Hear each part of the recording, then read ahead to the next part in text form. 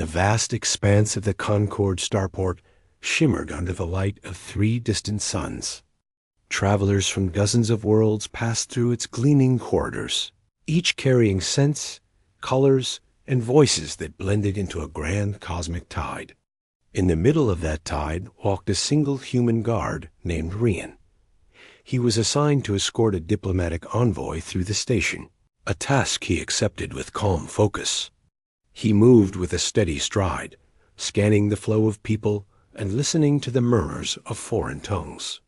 Humans were still relatively new to the wider cluster, and their reputation had been shaped by strange stories told by those who survived the harshest worlds.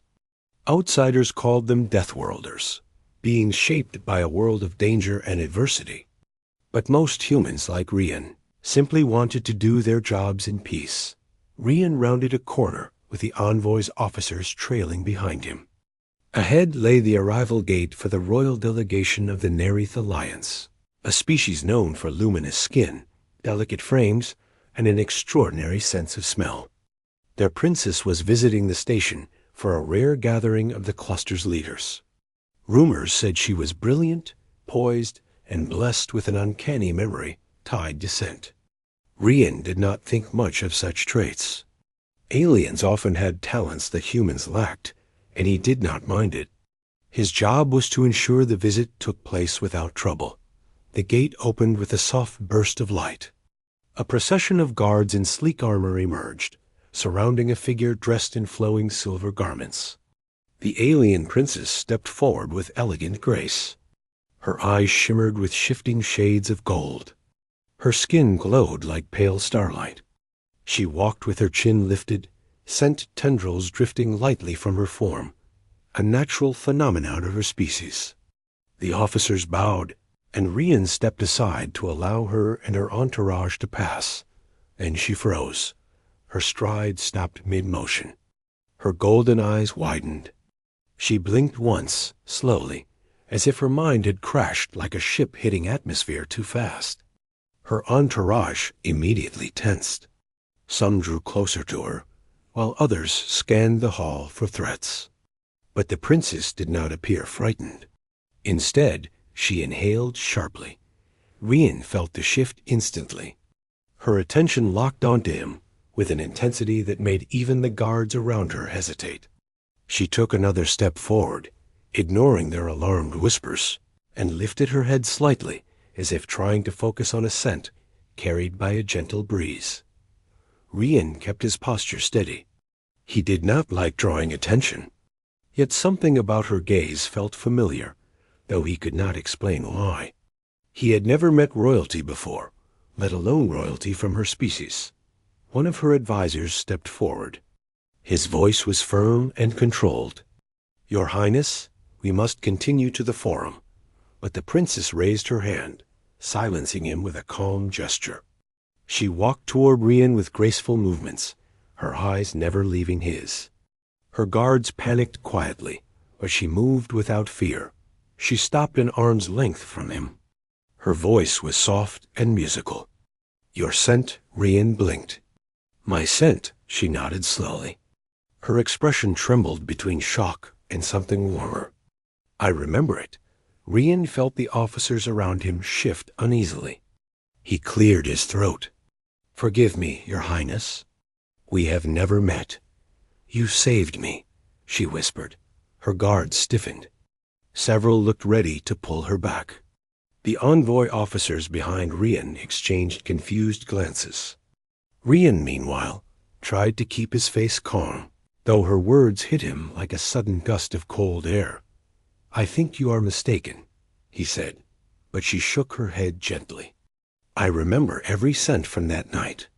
The smoke, the fear, the chaos, and the scent of the one who carried me out." Rian felt a flicker of memory he had long tried to forget. A burning outpost on the edge of a disputed zone. Screams echoing under collapsing metal beams. A small figure trapped beneath debris. He remembered the heat scorching his skin as he dug through rubble. He remembered lifting someone fragile and terrified. He remembered her faint glow through the smoke. The princess saw recognition flicker in his eyes. Her expression softened with certainty. You were the one who found me. When my transport was attacked during the crossing, Rian exhaled slowly. I did not know who you were at the time. I only saw someone who needed help. Her voice trembled with a mix of awe and gratitude. Without you, I would have perished. My guards were scattered. My craft was in flames. I felt the world fading until I sensed your presence. Your scent burned into my memory. I have searched for the one who saved me since then. Rian shifted uncomfortably. I am honored, but I only did what anyone would do. Her advisor stepped between them. Your Highness, we must proceed.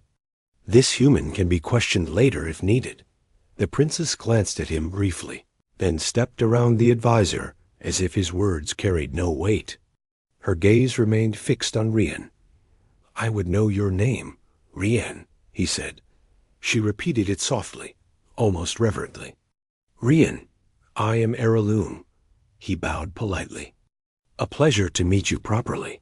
Her glow brightened subtly. I owe you a debt that my people consider sacred. Rian shook his head. You owe me nothing.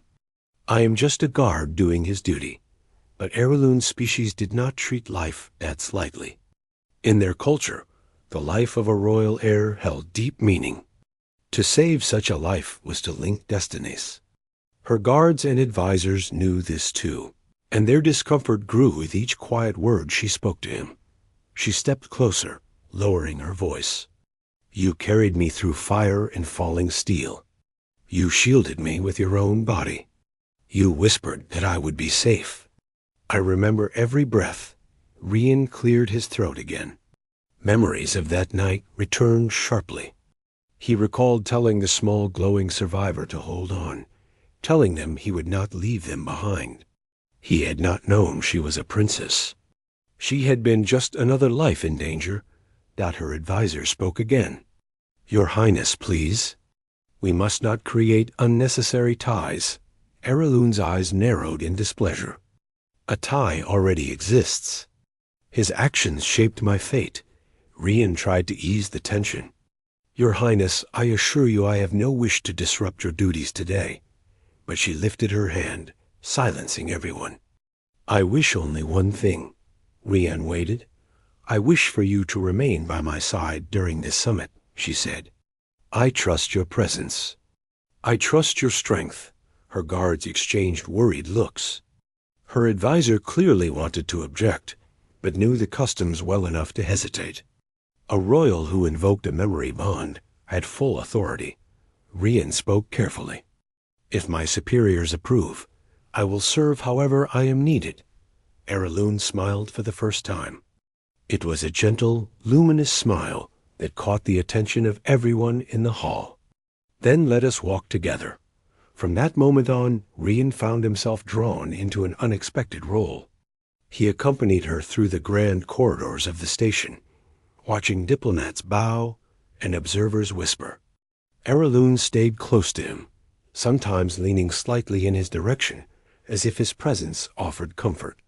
Her guards remained tense, but did not interfere, knowing that their princess had made her wishes clear as they moved. Heirloom spoke to him about the summit, her duties, and the fragile peace she hoped to maintain.